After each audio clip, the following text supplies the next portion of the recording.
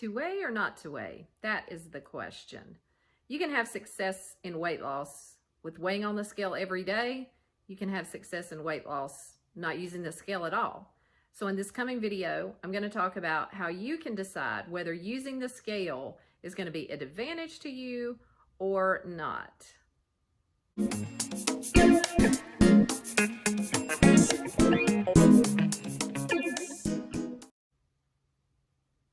Hey there, I'm Sherri. I'm a registered dietitian, and today I'm going to share with you what I talk to my clients about on usually the initial appointment when they come in for weight loss, and we want to talk about goal setting and using the scale. So the people that I recommend use the scale are going to be people that see the scale as being one moment in time. It is data. It doesn't indicate you're a loser. It doesn't indicate the opposite of that. It doesn't say anything about your worthiness. It is literally a data point. And if that person says to me, no, if I feel like it should be down and it's actually not down, or it might be up a little bit, I don't get that upset over it. I just, keep watch on it and see what happens. That is a great attitude to have. That tells me that person can handle the scale. But if you're BFFs with the scale one day and 3 days later you want to take a sledgehammer to it, or if it sets you off on this emotional roller coaster where, you get so upset by that number on the scale that it leads to things like giving up for the rest of the day or saying, screw it, this doesn't work. Why am I even doing this? I can just eat whatever I want. And then you go off on a binge, then these are the people that I say, let's take a pause here. Let's look at this, and maybe let's reevaluate and see if there's some other ways we want to measure your success. I do believe you need ways to measure it, but I do think there are some other alternatives.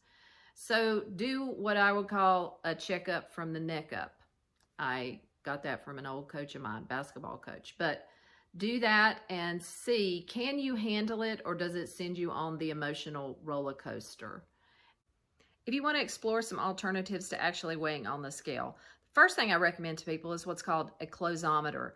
That means you pick out a pair of jeans or a pair of pants that have a button and a defined waist, not elastic, and you try those on once a week, the same time of day, paying particular attention to how they fit. You could also do it with the top, but most people are going to gain and lose weight in that waist. So that's why we recommend a pair of jeans or a pair of pants.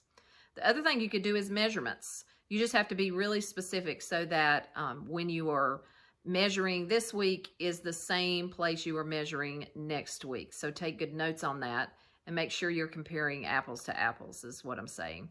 The other thing, and the thing I really like, is body fat percentage. Now, it's harder to measure, but if you are able to measure your body fat percentage and you want to see a trend in that going down, that is particularly useful.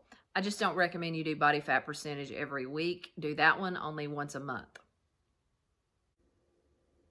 Next, I want to share with you a few things that can impact that number on the scale. And if you don't know these things, it can drive you absolutely nuts. A big reason for the shift on the number on the scale is going to be water that's in your body. And here's what I mean by that. Here are some things that can impact that. Females, have you ever been on your menstrual cycle and you felt bloated? You felt like you were retaining water? That is going to make that number on the scale seem higher than it actually is. But these changes are temporary, as you know. Other things that can impact it, dehydration. So if I am dehydrated, that can actually make it look a little bit lower than normal. I might be dehydrated after a night of drinking. I might be dehydrated because I've exercised outside in the heat. A number of reasons you can get dehydrated. That may actually make it look lower. And then the next day I weigh and it says that I've gained weight, and I can be frustrated with that, but it's because the dehydration caused it to seem lower than it actually was. Again, all these changes are just temporary. That's why you've got to look at trends. Something else that can impact it are your bowel movements. If you have diarrhea, if you have constipation, these can make fluctuations on the scale. Let's see, what else? Eating a meal that's very high in sodium can also impact that number. I know for me, it's Chinese food.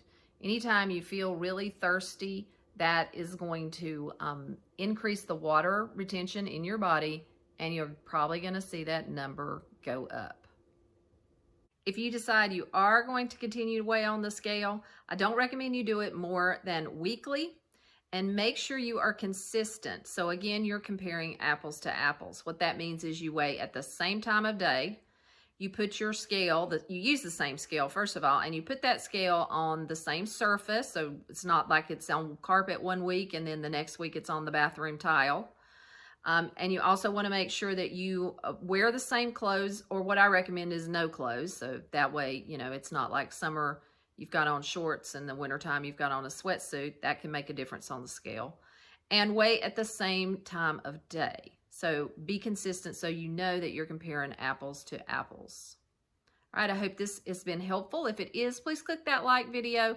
Let me know, do you weigh and do you find it helpful, or do you want to take the scale and throw it in the garbage? Let me know. Take care, and we'll see you around in the next video.